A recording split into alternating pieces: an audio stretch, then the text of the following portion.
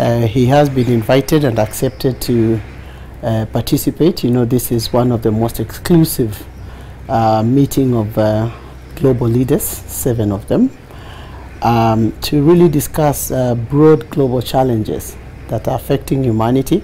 The first areas is really looking at growth that is narrowing the gap for inequality, basically looking at innovative ways to involve everybody in production, particularly in areas of gender. You know, for a long time, work policies have never really been favorable to women, whether it is young mothers, whether it is women that need to train, whether it is women. There's always been the question about balancing between work and family life.